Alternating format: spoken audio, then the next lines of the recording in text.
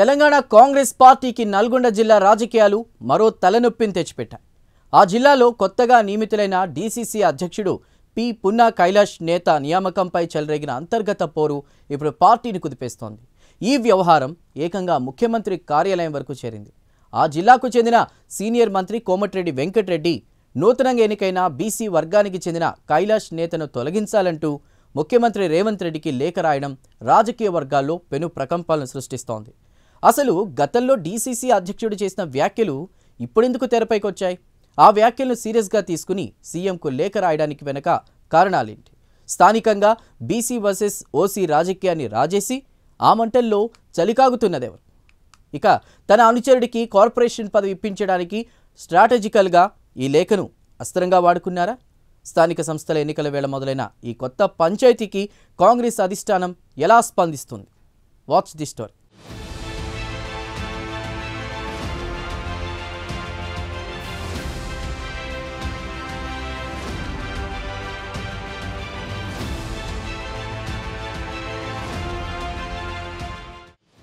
నల్గొండ జిల్లా కాంగ్రెస్ రాజకీయాలు ఒక్కసారిగా వేడెక్కాయి. నూతనంగా నియమితులైన డీసీసీ అధ్యక్షుడు పి పున్నా కైలాష్ నేతను తొలగించాలని రాష్ట్ర మంత్రి కోమటిరెడ్డి వెంకటరెడ్డి ముఖ్యమంత్రి రేవంత్ రెడ్డికి లేఖ రాయడం జిల్లా కాంగ్రెస్లో తీవ్ర అలజడిని సృష్టించింది.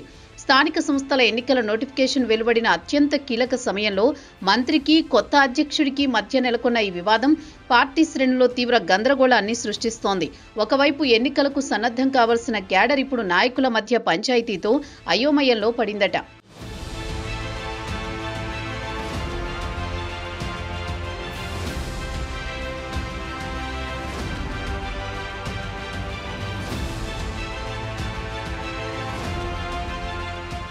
మంత్రి కోమటిరెడ్డి వెంకటరెడ్డి తన లేఖకు ప్రధాన కారణం గతంలో కైలాష్ నేత తనపై చేసిన అనుచిత వ్యాఖ్యలే అని చెబుతున్నారు. అయినప్పటికీ ఈ అంశంపై పార్టీలో భిన్నవాదనలు వినిపిస్తున్నాయి. గతంలో కైలాష్ నేత చేసిన వ్యాఖ్యలకు అప్పుడే క్షమాపణలు చెప్పినట్టుగా పార్టీ వర్గాల్లో చర్చ జరుగుతోంది. కానీ డీసీసీ అధ్యక్షుడిగా బీసీ నేతకు పదవి దక్కడాన్ని జీర్ణించుకోలేని ఒక వర్గం కావాలనే ఇప్పుడు ఆ పాత వ్యాఖ్యలను సోషల్ మీడియాలో వైరల్ చేసి ఈ పంచాయతీని తెరపైకి తీసుకువచ్చారనే వాదన బలంగా ఉంది. అంతేకాకుండా రాజకీయ వర్గాల విశ్లేషణ ప్రకారం కైలాష్ నేత తొలగింపును అడ్డుపెట్టుకుని తమ వర్గానికి చెందిన ఒక అనుచరుడికి ఆర్టీసీ చైర్మన్ పదవిని ఇప్పించుకునే వ్యూహంలో భాగంగానే మంత్రి ఈ లేఖ రాశారని జిల్లాలో తీవ్ర చర్చ జరుగుతోంది.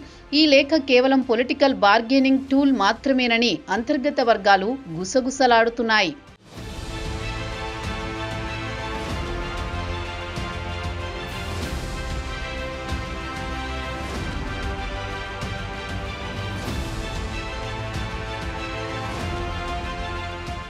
కాంగ్రెస్ అధిష్టానం బీసీ వర్గానికి ప్రాధాన్యత ఇవ్వాలనే ఉద్దేశంతో కైలాష్ నేతకు డీసీసీ పగ్గాలు అప్పగించిందట.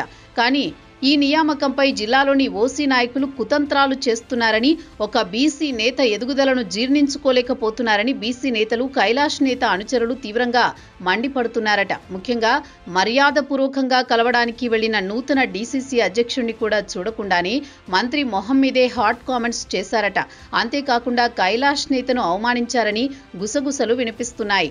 ఇది కేవలం వ్యక్తిగత ద్వేషం కాదని, సామాజిక వర్గ ఆధిపత్య పోరుగా మారిందని బీసీ నేతలు ఆగ్రహం వ్యక్తం చేస్తున్నారు.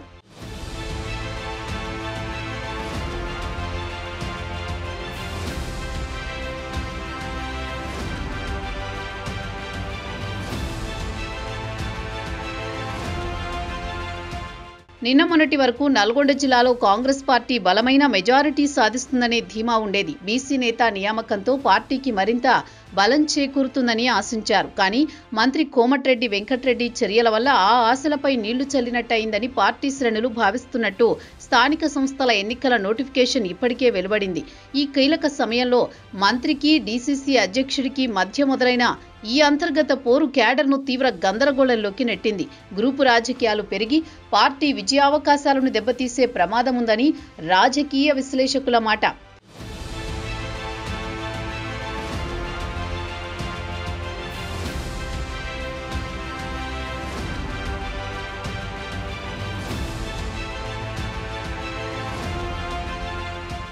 మొత్తానికి ముఖ్యమంత్రి రేవంత్ రెడ్డి, పీసీసీ చీఫ్ మహేష్ కుమార్ గౌడ్ ఈ డీసీసీ వివాదాన్ని ఎలా చల్లారుస్తారు? బీసీ నేత కైలాష్ నేతకు అండగా నిలుస్తారా లేక సీనియర్ మంత్రి కోమటిరెడ్డి వెంకటరెడ్డి ఒత్తిడికి తలగ్గుతారా అనేది ఇప్పుడు జిల్లా రాజకీయాల్లో అత్యంత ఆసక్తికరంగా మారింది. పార్టీ అధిష్టానం తీసుకునే నిర్ణయం నల్గొండ కాంగ్రెస్ భవిష్యత్తును, స్థానిక సంస్థల ఎన్నికల ఫలితాలను ప్రభావితం చేయనుందా అనేది వేచి చూడాలి మరి.